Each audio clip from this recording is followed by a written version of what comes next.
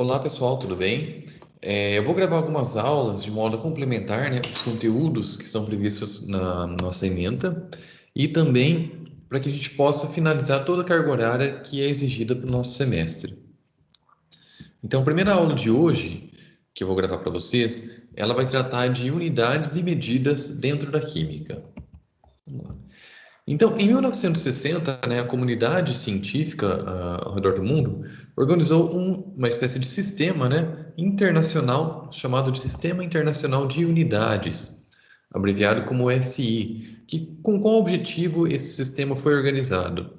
Foi de modo que a gente possa padronizar, né, todas as unidades de medidas de grandezas físicas e outras afins, para que a gente possa compartilhar e se comunicar melhor quando a gente vai expressar determinado tipo de resultado. Então, dentro do sistema internacional de unidades, temos, por exemplo, uma quantidade física, né, uma grandeza física, a massa, que é a unidade dela em quilogramas, ou seja, em kg, com K minúsculo e G de gramas também minúsculo. Comprimento, nós utilizamos o metro dentro do sistema internacional, e não, por exemplo, pés, né? No caso aqui, metro é com M minúsculo. Também para tempo, utilizamos o segundo, com S ou seg. Temperatura, ela será sempre expressa na escala Kelvin, com a letra K maiúscula. Quantidade de matéria, utilizamos o mol, né? O nome da unidade é mol, mas sua abreviação é mol com M minúsculo.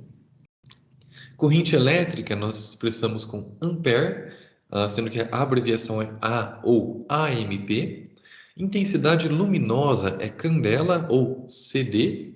E um exemplo aqui de uma grandeza, né, que é derivada, ou uma unidade derivada, é o joule. No caso aqui, energia, né? Energia nós expressamos por meio de joule dentro do sistema internacional, que ele é que o significado físico de Joule é quilograma vezes metro quadrado dividido por centímetro quadrado. Então, Joule, sua abreviação é J. Nós podemos também utilizar prefixos nas unidades para o sistema internacional. Com qual objetivo utilizamos os prefixos? É para facilitar a escrita, né, dos números. Se o número é muito grande ou um número pequeno, nós podemos utilizar um prefixo para melhorar esse número na hora de reportá-lo. Por exemplo, ao invés de dizermos 100 gramas ou 1000 gramas, dizemos 1 quilograma. Ou 100 miligramas, enfim, nós podemos trabalhar esses números utilizando seus prefixos. Alguns são mais conhecidos de nós, outros não, mas temos aqui peta, que é a abreviação é P maiúsculo, e o significado é 10 elevado a 15. Temos aqui um exemplo de 1 petawatt, que significa 1 vezes 10 a 15 watts.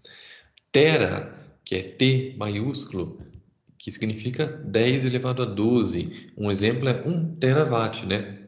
Com sua abreviação em T maiúsculo, o prefixo antes e depois a abreviação da unidade, no caso, watts. Giga, G maiúsculo, 10 a nona. Mega, M maiúsculo, 10 a sexta.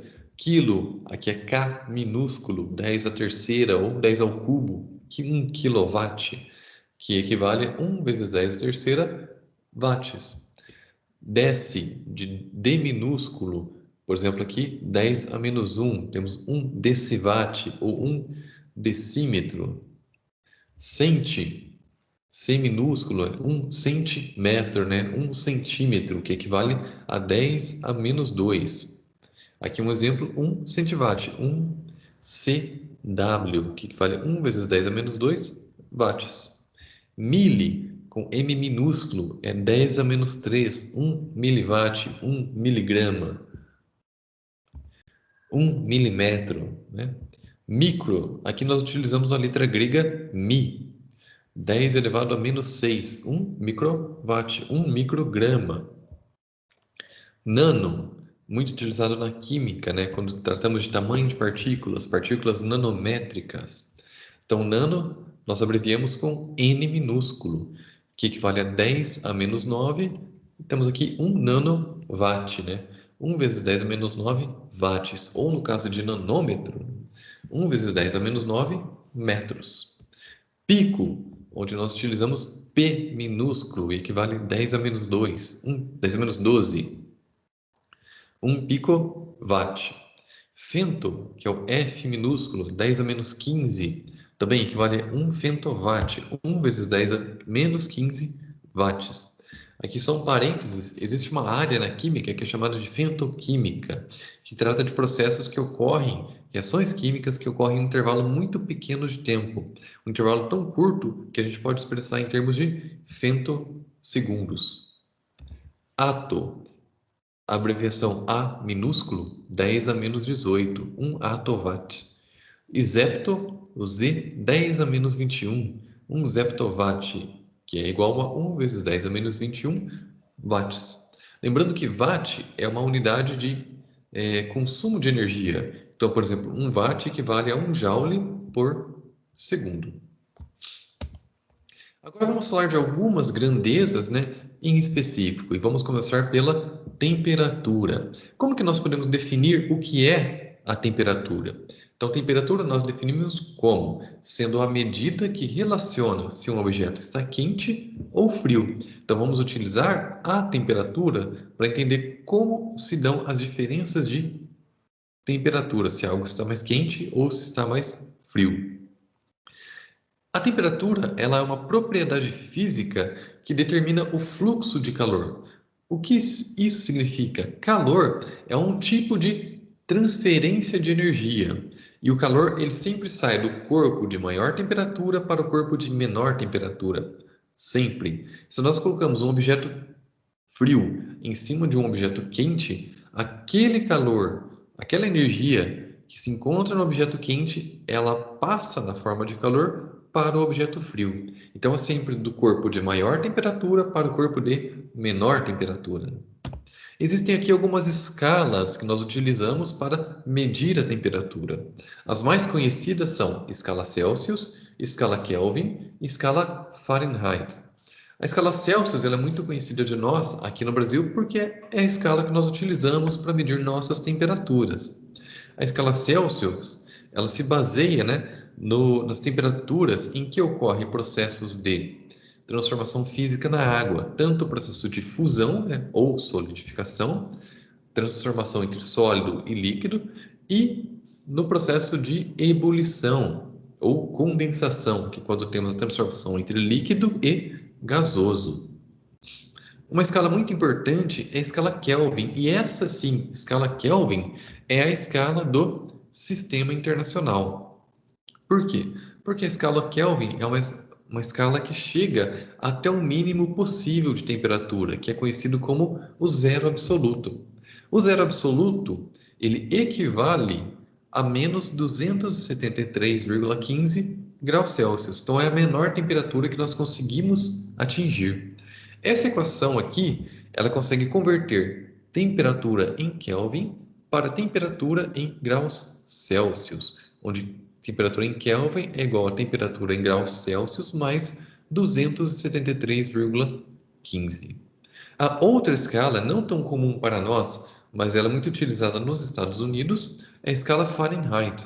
A escala Fahrenheit, né, em graus Fahrenheit, ela também é uma escala de temperatura em graus Fahrenheit e a equação que converte graus Celsius em graus Fahrenheit é a seguinte: temperatura em graus Celsius é igual a 5 nonos vezes temperatura em Fahrenheit menos 32. Então, essas são as equações que convertem uma escala de temperatura em outra.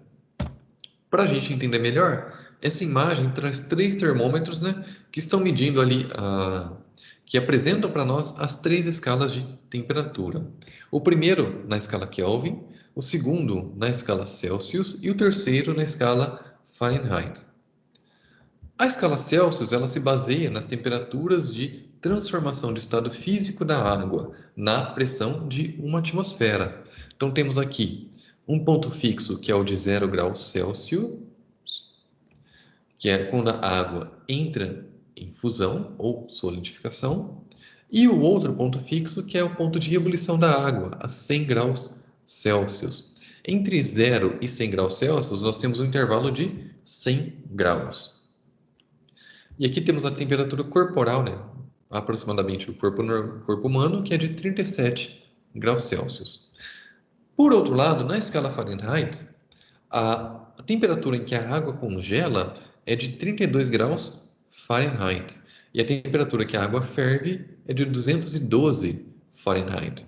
E aqui o intervalo de temperatura, né, é de 180 graus Fahrenheit. E não graus como na escala, não 100 graus como na escala Celsius. Já na escala Kelvin, vejam que a temperatura não é expressa em graus, mas apenas Kelvin. A temperatura em que a água solidifica é 273 Kelvin e a temperatura em que a água ferve é 373 Kelvin. Temperatura corporal se dá em 310 Kelvin e o intervalo aqui entre o ponto de congelamento de água e o ponto de fervura se dá em 100 graus, correto?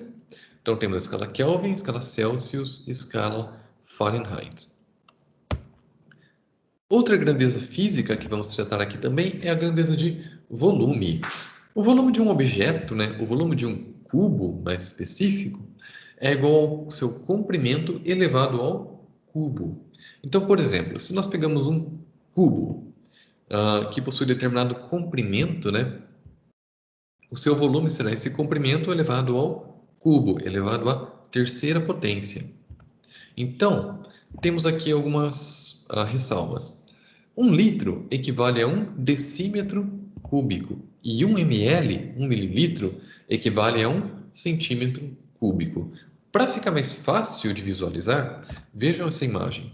Ela traz aqui um cubo, né, de 1 metro cúbico, ou seja, um cubo, um objeto tridimensional que seu comprimento, sua largura e sua profundidade medem 1 metro. Então, o volume desse cubo é 1 metro cúbico.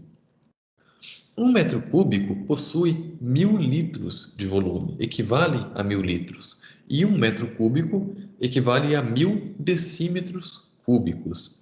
Então, para a gente transformar metro cúbico para decímetro cúbico, nós multiplicamos por 1000. Então, dividindo isso daqui por 1000 e pegando uma parte, nós temos 1 litro. E 1 litro equivale a 1 decímetro cúbico, que é esse cubo menorzinho aqui. E 1 decímetro cúbico possui 1000 mililitros, ou seja, 1000 centímetros cúbicos. E 1 centímetro cúbico equivale a 1 ml, que seria equivalente, né, a um cubinho pequeno com 1 centímetro em cada lado. Então, assim, nós conseguimos transformar, né, 1 centímetro cúbico para decímetro cúbico e decímetro cúbico para metro cúbico. Lembrando que o Sistema Internacional de Unidades e Medidas utiliza o metro como unidade padrão. Muito bem, eu deixarei alguns exercícios para vocês fazerem, para treinarem essa questão de unidades e medidas, e também vão valer para a nossa avaliação final e para a complementação da carga horária da ementa. Eu vou gravar mais aulas complementares e vou enviando aqui no sistema para nós. Então, um abraço a todos e muito obrigado.